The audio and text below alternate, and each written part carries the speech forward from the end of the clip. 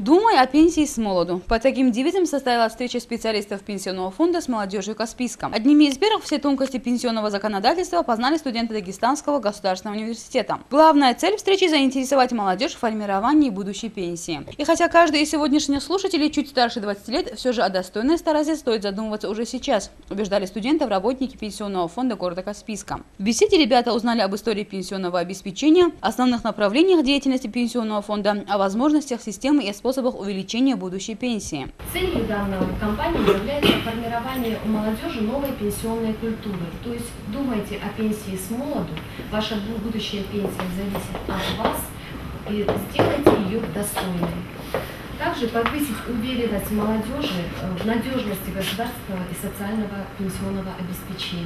Советские традиции формирования пенсий безнадежно устарели. Сегодня складываются абсолютно новые методы и системы образования трудовых пособий для пожилых людей. Помимо этого, в нашей стране практикуется государственная поддержка при потере кормильца или инвалидности. Об этом и многом другом представителям молодежи рассказали специалисты каждого из отделов. Больше всего студентов заинтересовала тема страховых взносов. Здесь начальник отдела СВ Мурат Гасангусейнов привел несколько примеров из практики зарубежных государств, где пенсионные выплаты могут обеспечить пожилым достойную старость.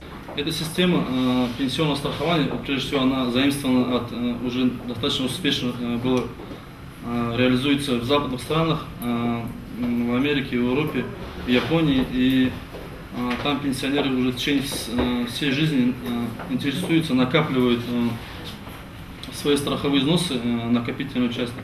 И при выходе на пенсию, я думаю, уже они обеспечили достойную старость. Сами студенты признаются, что даже не задумывались о будущей пенсии и поняли, что зря оставляли без внимания такой важный вопрос. Однако теперь, узнав для себя столько нового, изменять свое отношение. Вообще, единый день пенсионной грамотности проходит в масштабах страны. А в Каспийске в его рамках пенсионный ликбез пройдут более 1000 учащихся школ, вузов и СУЗов. Заира Гамзатова, Рабадан Куртаев, телекомпания ТБС Каспийск.